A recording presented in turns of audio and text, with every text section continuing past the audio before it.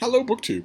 As I've mentioned in a few videos, some hot weather has clamped down on Boston. Last night, yesterday, was muggy and humid, 90% humidity, but only in the low 80s temperature-wise, very cloudy with rains on and off all day and all night. That's all over with, and for the rest of the week, we have bright blue skies and hot temperatures. Today, I'm thinking it's going to get very close to 90 degrees Fahrenheit. Which is, I realize, 20 degrees warmer or cooler than most of the rest of you are experiencing. Two-thirds of the United States, most of Europe, all of the UK, are experiencing almost 90. In the high 80s would be considered a break for a lot of those places. I understand that. And hotter weather is coming. Today is the coolest day for the next week. It'll be literally next Tuesday that there's even a chance of this breaking. And when I saw that coming and knew for sure that it was going to happen, I immediately thought, well, best to hunker down, right? It's not healthy. If you can avoid it, it's not healthy to be moving around and doing things in that kind of weather for any length of time. We shouldn't take heat lightly at all, especially since it's our future.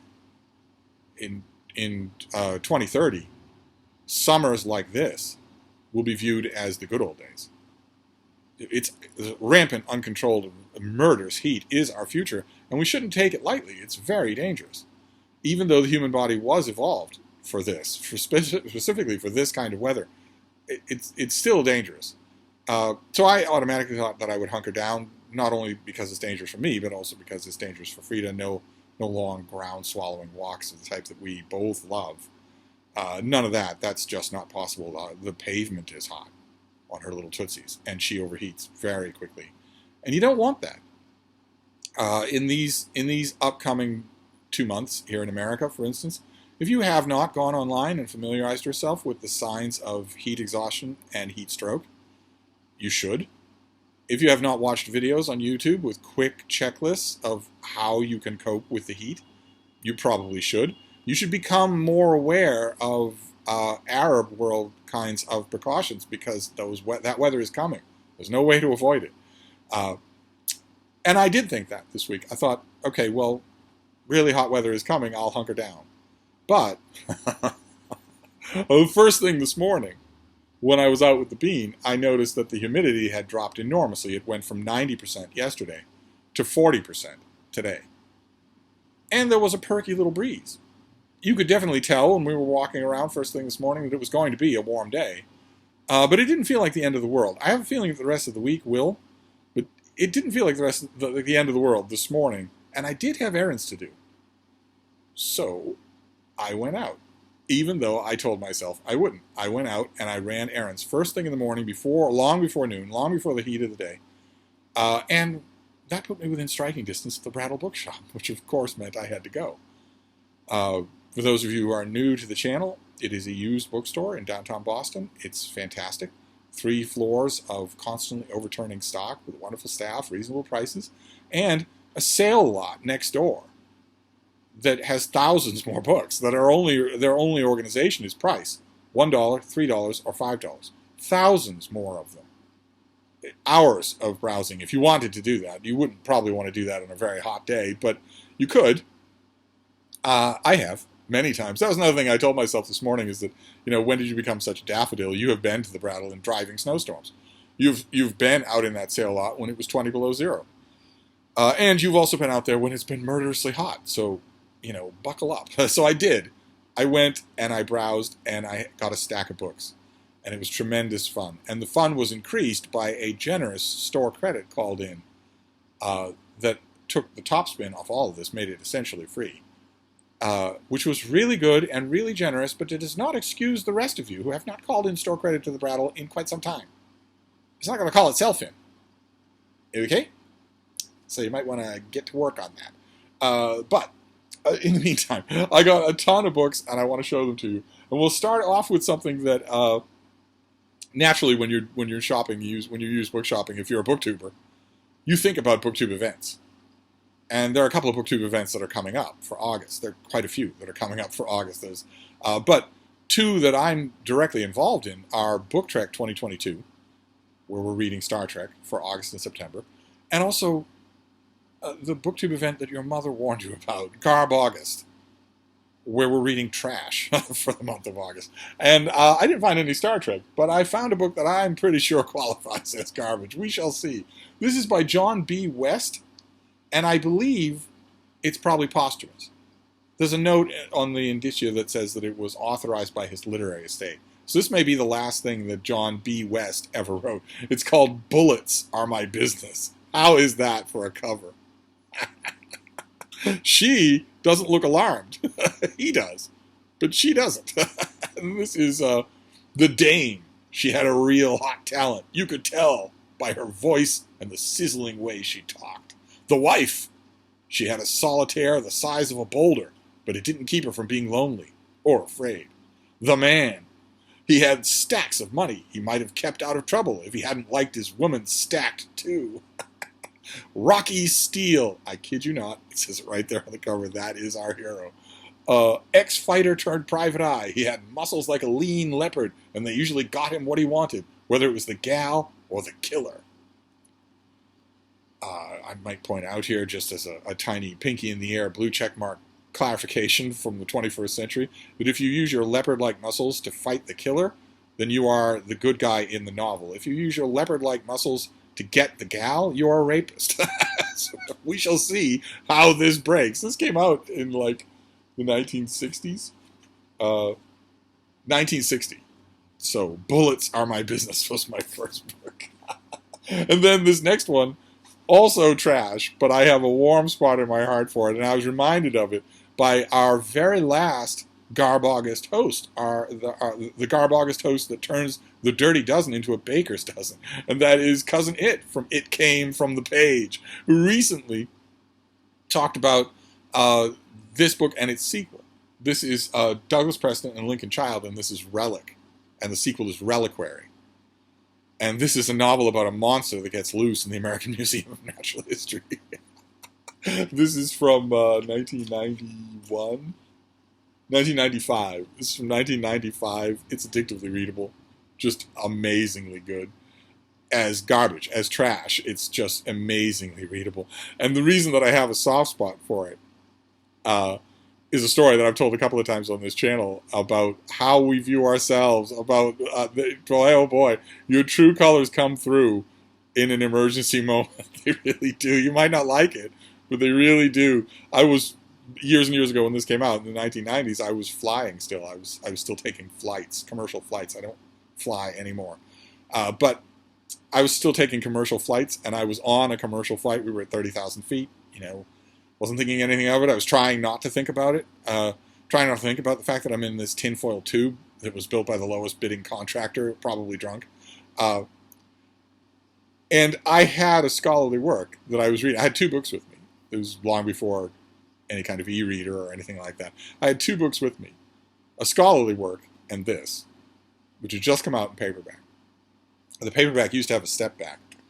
This one, the copy that I found today, does not. It used to be the original paperback. The letters were raised on the word Relic, and you had this cover there, that creature in these leaves. But when you opened the cover, the step back showed just the creature.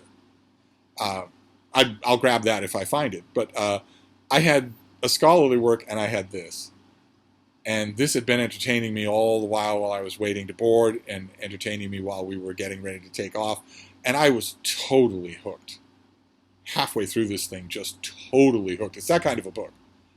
When we hit turbulence, the plane hit turbulence, really bad turbulence. Didn't start off bad, but it kept getting worse. And it didn't seem temporary at all. It seemed dangerous. People flying into the air and then banging back down in their seats. The cabinets flying open. The stewardesses hustling to the end of the plane to get to their secure stations and locking down the carts. The plane was even going sideways. It seemed, I've done a lot of commercial flying, and it seemed like we were going to crash. It seemed like the plane was going to rip in two in midair. And the pilot came on and apologized, said, you should put everything away and, just basically batten down the hatches. He didn't say, oh my God, we're all going to die, but he didn't sound like any commercial pilot I've ever heard, before or since. he sounded grim. Like what he was encountering was something that was much worse than he expected and that he couldn't avoid it. Ordinarily, pilots just climb out of it, and he didn't seem like he could do that. And it was really bad. Children screaming, adults screaming. And in that moment of crisis, I hastily shoved this book into my bag, which was on the floor between my feet, and pulled out the scholarly work. And the thought that went through my mind was, if the plane crashes, this is what I want people to think I was reading. I don't want them to know. I don't want my body to fetch up in a field somewhere with Douglas Preston's The Relic clutched in my hand. Maybe worst of all, with my thumb where I was in the reading process. I didn't want to. I thought in a moment that would happen. I panicked and I went for the pretentious read. And then when it was all over, when the turbulence ended, I kept reading the scholarly work because I was flushed head to toe with mortification. I was incredibly embarrassed that moment had revealed what a pretentious ponce I was. So now I'm very much looking forward to rereading this now that I've outgrown that kind of silly posturing. Now, if I encountered such a situation, I would be doing a reading out loud to calm everybody down. So I got The Relic, not only because I saw it on It Came From the Page, but also because it might make a perfect read for Garbagus. But Garbagus is going to raise a whole bunch of questions about what is and isn't garbage. We'll be getting to that the closer we get. Like, for instance, this next book, another mass market paperback, I don't know if it maybe isn't garbage. It's loaded with historical research, so probably not. I think it's probably successful for what it does, and I think failing at what you set out to do is probably a prerequisite for being garbage. If you're a successful example of what you do, then I don't think you can be called garbage, even if you're a successful example of being garbage, if that makes any sense at all. This is why I shouldn't mention her in connection with garbage, because this is not garbage. It's just never done it for me. The author is Chelsea Quinn Yarbrough. And the series is a series of novels. This one is called Path of the Eclipse. It's a series of these old mass market paperbacks starring Count St. Germain, loosely patterned on a real person who was weird enough to have everybody in his real life thinking that maybe there was something supernaturally odd about him. And Chelsea Quinn Yarbrough here takes that to the full extreme because her Count St. Germain is a vampire. And there are all sorts of strands that you can take if you're writing vampire fiction, right? It depends on what kind of a vampire you make them. If they are a beast, a monster, like Count Orlok in Nosferatu, like the Master in Salem's Lot, then the drama will be about all the human functionaries around there. If the vampire is super sophisticated and one of a kind, then the drama will be, how will that vampire be sussed out and stopped? There's another element to the vampire mythos that Chelsea Quinn Yarbrough chooses to examine in these books as opposed to any of the others, and that is immortality. In most mythologies, in most mythological realizations, vampires, if you don't stake them, live for a long time. They live forever. They are the undead, so they don't age. And that conceit allows her to make the St. Germain novels into an enormous there must be 30 books in the series. Not all of them with these great 80s covers. Some of them do. Most of them don't. I think they could really benefit by a uniform reissue with great cover artwork. But it makes this a hugely ambitious, multi-volume meditation on immortality. Count St. Germain in these novels is just close enough to being human so that his reflections on what it's like to be around. This novel takes place in the time of Genghis Khan. Flame of Byzantium, which is, I think, one of the most successful ones in this paperback line, was during, the late Roman Empire. He's close enough to being human so that his reflections on being alive all this time resonate. Chelsea Quinn Yarbrough just makes the decision to make him not quite alien. And it largely works. There's a ton of research in every one of these books. I wait for the dramatic punch, and I've never read a St. Germain novel that actually delivered that dramatic punch. I think I read this one. I think I did. This came out. This is when I still had lots and lots of hope for the series. This came out in 1981. Before this, I think I'd read. There's one with this kind of a cover called Hotel Transylvania that I remember being very effective. I don't know if I read this or not, but if so, if I did, I haven't read it since then. So it's 40 years. Time to read it again. Then we have a classic of nature writing. I found this as a mass market paperback. I will gladly find it as a hardcover with a dust jacket. So this will be. It's a mass market paperback, so it doesn't take up much room. But it is kind of a placeholder. I first read this book as a mass market paperback. I fell in love with it as a mass market paperback. But I'm sure there's a hardcover. I'm sure that I will see one at the Brattle. This is John and Mildred Teal, and this is Life and Death of the Salt Marsh, with illustrations by Richard Fish that run all throughout here. There's some fish right there. There are black and white illustrations that run all throughout here. And this is a natural history of salt marshes, which is a type of area. That's a salt marsh on the cover there at sunset. It's a type of landscape that we have on the eastern coast of the United States, for instance, almost the whole of the eastern coast of the United States. And I dearly love salt marshes. I've spent a huge amount of time paddling around in them, walking around in them, seeing what's in them, even overnighting in them. I think they're fascinating, absolutely fascinating. And there have been extensive salt marshes almost everywhere that I have ever spent any kind of vacationing time on the eastern seacoast. Cape Cod, for instance, has quite a few of them, but also the coastal areas of and the inland areas of Maine and Vermont. There you can find salt marshes along the coast in a lot of places. And I've been to a lot of them, and they are fascinating. And this is a lyrical, wonderful book evoking the rhythms of the salt marsh in different seasons. Not a lot of people are familiar with salt marshes in winter. I am. They have a particular beauty in all seasons. And I could read this as a mass market. I'm pretty sure that I could. I don't know that I really, really want to. We'll see. It might pull me in, but I'm using it as a placeholder until I find a hardcover. Then the rest of the mass market paperbacks are all of a set, and only one is really missing. And I'm sure that it will turn up. These are Fritz Leiber, and these are his Farford and Grey Mouser fantasy novels. They're a duo. Farford and Grey Mouser are a swordsman duo in a fantasy world that Leiber invented that is amazing. These are amazingly good, incredibly intelligent.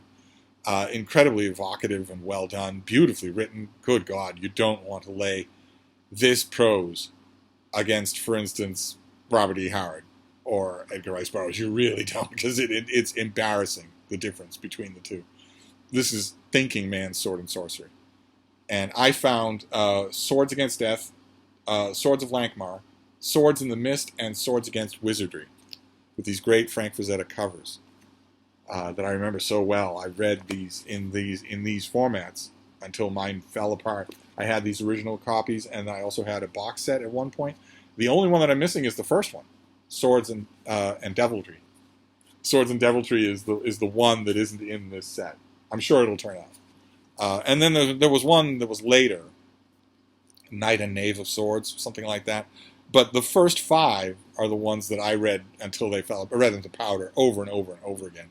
And I found 4 out of those 5 today. That is fantastic. And they're in relatively good shape. Usually they're not. I may sink into one of these tonight. I'm thinking this. Swords of Lankmar. I'm thinking that I might do that. And then, Swords and Devilry will turn up at some point. I'm sure that I could go online, places like eBay or Abe or something like that, and find a mass market copy of that first book and just get it for myself. But that removes the thrill of the hunt, so I probably won't do that. Then this next one is a trade paperback, and it is gorgeous. No idea. I had no idea that this existed. So I snapped it up right away. This is by the author going under the name of R.A. Dick, and this is The Ghost and Mrs Muir. This is the novel that was the basis for the movie that I think the movie came out a year after this, of a movie with Rex Harrison and Gene Tierney that I absolutely love. If you have not seen the movie The Ghost and Mrs Muir, you absolutely should see it. It will lodge itself permanently as a favorite in your heavy rotation of movies you watch all the time. If you haven't seen it, good Lord. Oh, what a movie.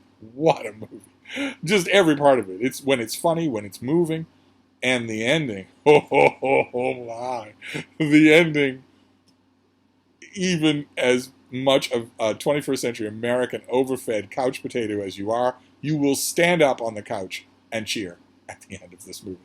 And it will warm your heart for days. And I don't think I've ever read the original novel. Look at how pretty this thing is. So I grabbed it right away. What a treat. What an absolute treat to find this when I know the movie so well and love it so much. So I found The Ghost in Mrs Muir. How wonderful is that? Then this next one is a bit of a classic. I was not aware that it had a paperback, and I have never read it. Don't often hear me say that. It's not an A-list classic. It's not taught in any schools, as far as I know, especially not in this country. But nevertheless, it's got heft to it, and I've heard of it, but I've never read it. I found a paperback today. This is an English-language translation of Hans Kielsen's Death of the Adversary. And it's basically World War II fiction. It's the story of someone who is obsessed with an unnamed figure that the narrator is watching rise to power. The figure is obviously Hitler. I've heard, I had an old friend years ago who recommended this book to me strongly and said it's extremely somber, but it's also beautifully written, sharp as a tack, and very funny, which you wouldn't expect. I've never read this author at all. I know very little about this author. He was a freedom fighter during World War II, a resistance fighter. Both of his parents were sent to Auschwitz and died there. But I don't know anything about like his literary life or his literary heft or anything like this. This will be my first encounter with this author. It's the wonder of the Brattle Bookshop is that you never know what you're going to find, and everything is so cheap that you can take a flyer, you can experiment all you like. Then this next one is a murder mystery. Because I love murder mysteries, even when it's not March Mystery Madness, I still love them. And this is a kind of an odd-shaped thing, a trade paperback, but I'd never heard of it before. It's the first in a series. That recommended it. It's by John Malcolm, and it's called A Back Room in Somerstown. One of these square, I don't know if you can make out, it's wider than a normal trade paperback. But it's a murder mystery set in the art world. Do we have a... As an art dealer, Tim Simpson doesn't have the luxury of thinking only about aesthetics. He may have an artist's heart, but it had better be covered with a businessman's pinstripes if he's going to turn a profit. With that skill set, Simpson's new job seems ideal. He's been hired by a London merchant bank to buy art as an investment for its obscenely wealthy clients. The first painting he sees, though, won't make anyone rich. It has a real appeal, but the artist, a one-time protege of Walter Sickert's, has no collectible value. However, it seems somebody wants the painting. Within hours of Simpson's first viewing, the painting's been stolen and the dealer killed. So, an art world murder mystery. I'll pop this down in no time at all. I don't know. I haven't decided yet which of these books will make it into the rotation tonight. If I'm going to get a pile of books this big, we're only halfway done. If I'm going to get a pile of books this big, certainly a couple of them are going to go on the rotation to read tonight. And then the rest of the week. The rest of the week here in Boston is going to be broilingly hot, but weirdly light for me in terms of actual deadline work. That wasn't true last week, and I have two big projects that are just an eternal ongoing deadline, but I have time to do a lot of rereading from this stack of books, so that's great. This next one I have not read since it first came out. An author I love. An author a lot of people love. I didn't even know this paperback existed, I don't think. This is a novel called The King of Babylon Shall Not Come Against You, and it's by George Garrett, who is probably most famous for a trilogy of historical novels that he did set in Elizabethan and Jacobean times. The Succession, The Death of the Fox, which is a novel about Walter Raleigh, and Entered from the Sun, which is a Christopher Marlowe novel like nothing else that you will ever read, and that really shows what this author can do. This is a major author, a brilliant, brilliant writer. He never wrote anything that isn't immediately anthologizable. The sheer weird poeticism of Entered from the Sun, I really don't know the like of it. And the final 3 pages of that novel are just a tornado that springs up out of nowhere and will have you literally breathless. I kick myself that I don't have a copy of Entered from the Sun at the moment. I've seen many trade paperbacks and many hardcovers, And I'm sure that I will see them again at the Brattle. The Brattle will provide. I kicked myself as well because a couple of months ago when Hannah was visiting, I saw a perfect condition copy of The Succession, one of George Garrett's historical novels. In perfect condition, in a hardcover, with a dust jacket, with a library plastic covering over it, and I didn't get it. What I was thinking, I'll never see a perfect condition copy like that again as long as I live. But this is a contemporary thing, or relatively contemporary. It stems from a series of violent crimes in a Florida city in 1968, 1969, the summer of discontent. And then it jumps in time to 20 years later when someone is investigating those crimes. So you've got the perfect prism for George Garrett to work his magic. This thing has an introduction by Madison Smart Bell that I have not read. I think Madison Smart Bell was a student of George Garrett, so the introduction will be either phoned in and schmarmy, or it will be touching and heartfelt. We shall see. I won't give it all that much attention. I want to dig into the book again and see. Although, I'm sure that it's going to have a side effect of making me wish that I don't have any of this author's historical. I don't have that trilogy of historical novels. Death of the Fox, The Succession, and Entered from the Sun. I don't have those books. And as much as I'm going to like The King of Babylon Shall Not Come Against You, I know that it's going to make me want to read those historical novels. Maybe the person who got rid of this at the Brattle also got rid of those. Maybe they will show up. Then we have a murder mystery. Because again, I love murder mysteries, whether it's Marsh Mystery Madness or not. This is set in ancient Egypt. This is Paul Doherty, The Assassins of Isis. Nice big thick trade paperback here that I don't know if this is American or not. It says headline. I don't off the top of my head remember what that is. But it doesn't feel like a U.S. trade paperback. But this is a murder mystery set in ancient Egypt. That's all I need. This may be one of the ones that makes it to the pile tonight. And then we have hardcovers. Let's start with this thing. Richard Conniff's book, Every Creeping Thing. True Tales of Faintly Repulsive Wildlife. I have no idea. That is a porcupine on the cover upside down. They are not repulsive. Bats, I know, will feature in here. Bats are not repulsive. I'm sure that moles will feature in here. Usually books like this trade heavily on the ew factor. On the fact that, the browser at a Barnes & Noble bookstore is going to see this and go, ew, those aren't the kinds of animals I like. I don't know what other animals will be in here. When did this come out? Did I ever read this? Yeah, there's a mole right on the frontispiece there. So it was called that one. This is from 1998. So before I got back into reviewing, when I wouldn't have requested a copy like this. But who knows what animals will be covered in here. This kind of book can infuriate me. But sometimes they end up being tremendously good. I don't know about this book one way or another, but it was $1. So I had store credit. Not from any of you. So you might want to correct that. Just call up the Brattle and swear out some store credit for Steve. But then we have hardcovers. We have a bunch of hardcovers to finish out here. And the first one harks back to a comment that one of you made. I think it was for a Q&A, where one of you called me the king of dude bros. I was under the impression until that moment that I was the Ahab of dude bros, that I was hunting them. Not that I was their king, their leader. Maybe they just don't know it. Dude bros themselves, not dude bro literature, but dude bros themselves are usually famously aimless young men between the ages of 18 and 25. And my whole life, I have got along really well with that demographic by telling them that they're full of sheep dip and advising them on how to straighten out their lives. So have I been the Pied Piper of dude bro all along without knowing it? Is that why I hate dude bro books as much as I do? I don't know. But I saw today a hardcover. I never see a hardcover of this book. It is an dude bro text. It is everything that dude bro. There isn't a single item on the checklist that it doesn't tick. And it's this. It's by Tom Jones, and it's stories called The Pugilist at Rest. I never see this in hardcover. So I grabbed the hardcover. This is a collection of short stories of the one, including the title story, that catapulted him to fame. Got him noticed everywhere, got him talked about everywhere, got him published in the New Yorker. And every single thing is ticked here. Every single dude bro obsession is ticked here. Boxing, for instance. Not just the author is on his author photo is him strapping up his hands for boxing.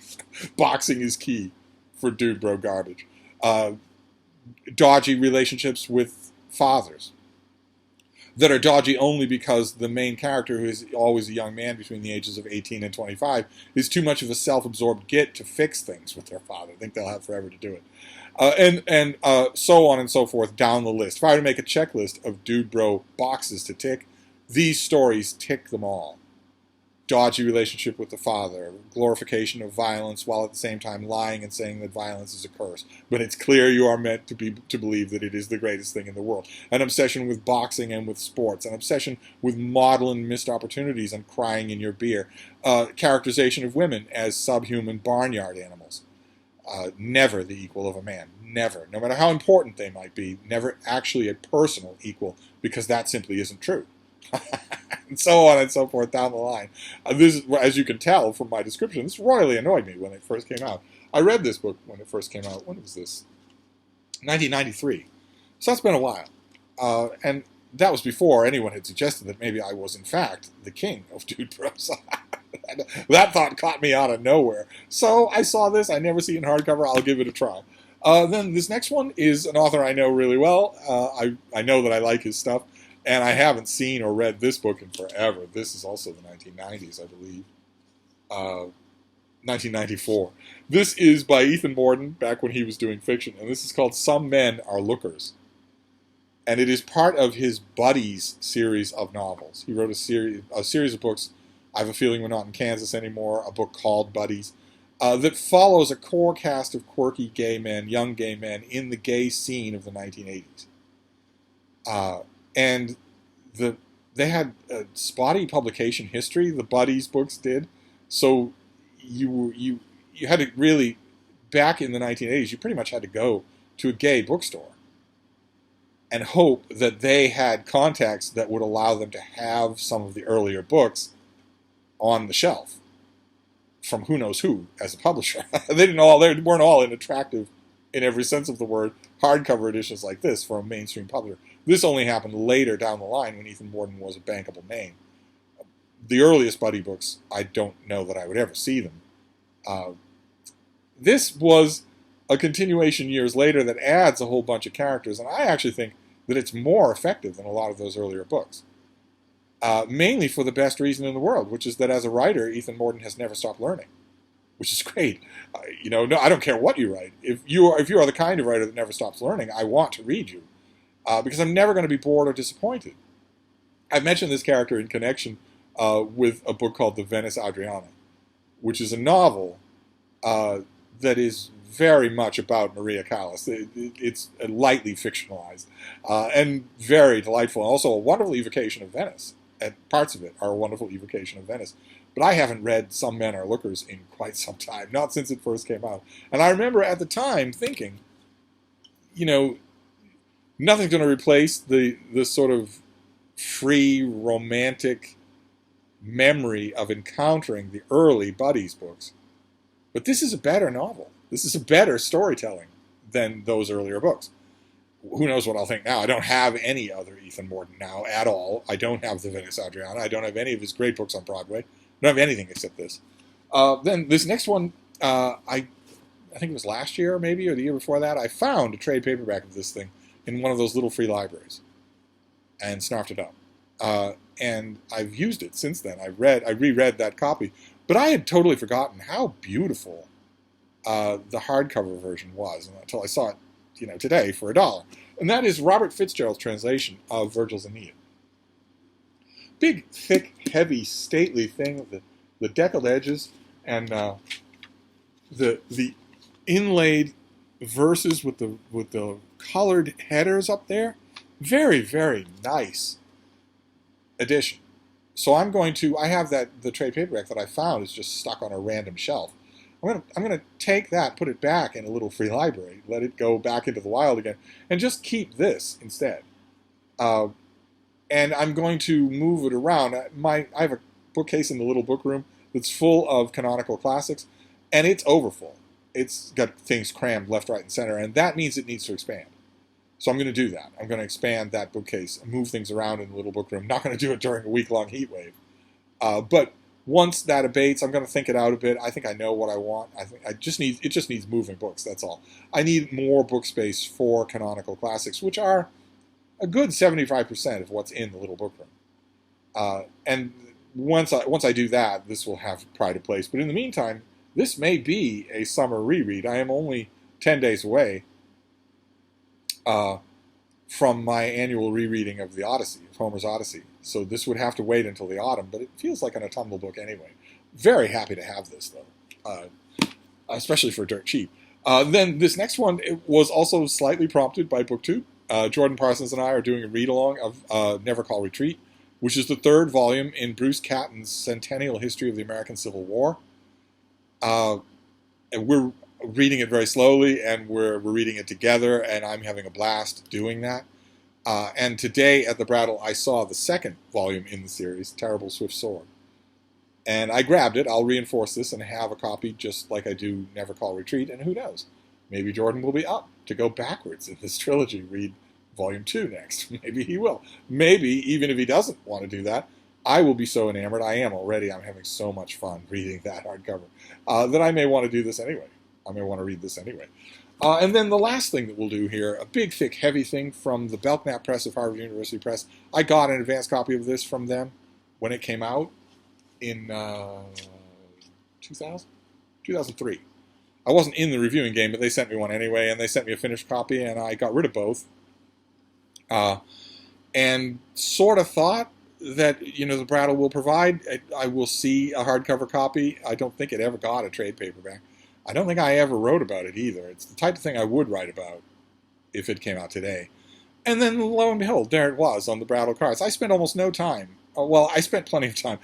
There's the shop of the Brattle, and then there's the sale lot outside. I was about to say I spent almost no time shopping inside the shop, and that's true. I mostly shopped outside, but I spent a lot of time inside the shop because it's nice and air conditioned. So every once in a while I needed to go in for a dip of cool air. And on the outside carts, I found this. This is by Lewis Crompton, and it's Homosexuality and Civilization.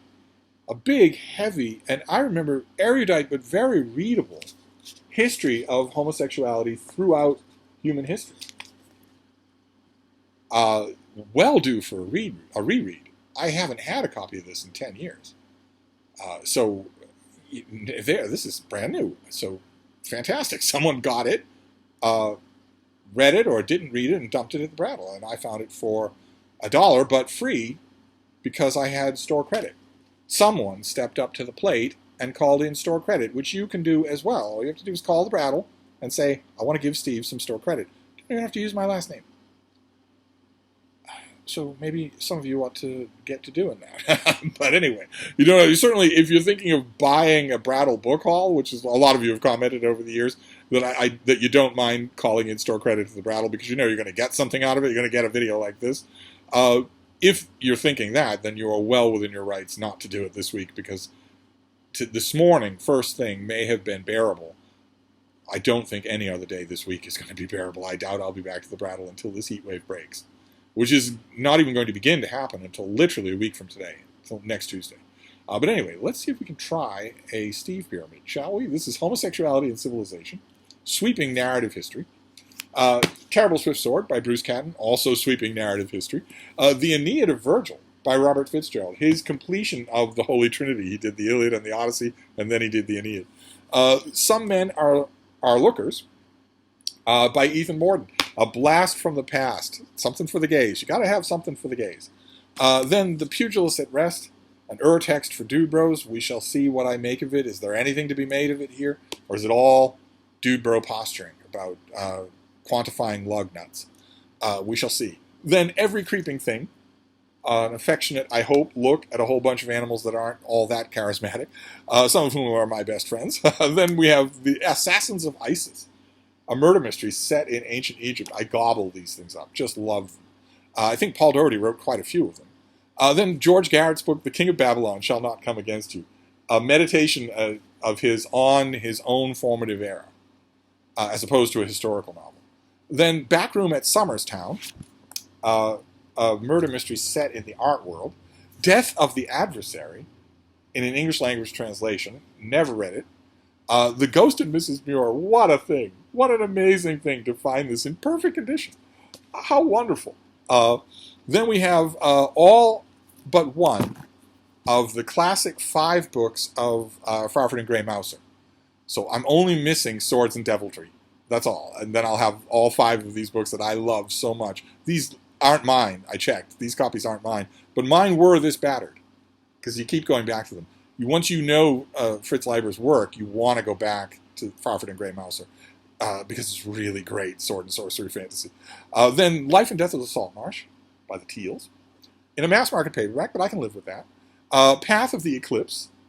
Count Saint Germain meets Genghis Khan. A vampire meets Genghis Khan.